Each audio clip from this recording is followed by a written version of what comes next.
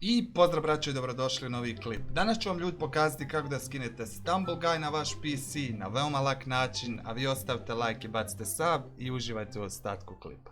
Prvo što treba ljudi da uradite da upišete na vašu Google pretragu GameLoop i otvorite prvu stranicu na pretrazi. Zatim ljudi pritisnite download i automatski će vam se preuzeti GameLoop i spremite instalaciju. Kada preuzmete dva puta brzi klik, idite da, instalirajte ljudi GameLoop na vaš PC ondje gdje želite da bude. Kada završite instalaciju GameLoopa otvorit će vam se novi prozor, a taj prozor je GameLoop kao što vidite kod mene i vidjet ćete ljudi dole Popular Game Stumble Guy. Pritisnite na Stumble Guy i ljudi idite install. I pričekajte opet nekoliko minuta da vam se instalira Stumble Guys.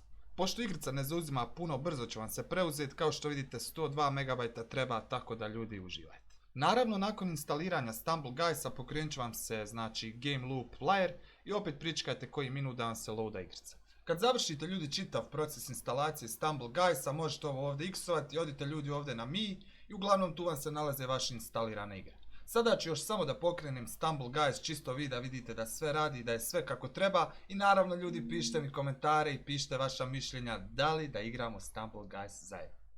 I evo nas ljudi u Stumble Guysu, kao što vidite, ovdje možete naravno igricu staviti preko čitavog ekrana, tako da pritisnite F11, igrica će biti preko cijelog zaslona. Ovdje ljudi naravno možete se prijaviti preko svog Google Play naloga ili preko Facebooka, tako da ljudi imate sejvane te skinove i levele, šta već, imate ljudi mogućnost u settings. I evo nas tu ljudi, ja ću startati jedan novi game čisto da vidite da sve radi i da je sve kako treba, tako da ljudi vi podijelite klip ako vam se bude svidio i pišite mi komentare šta biste željeli još da snimim.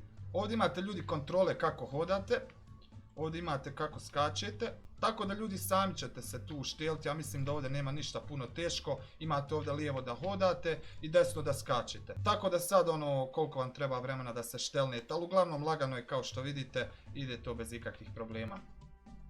Ljudi moji, hvala još jednom što ste gledali ovaj klip, nadam se da vam se svidio, vi još jednom ostavite like, podijelite klip ako vam se bude svidio, a mi se vidimo u nekom drugom klipu.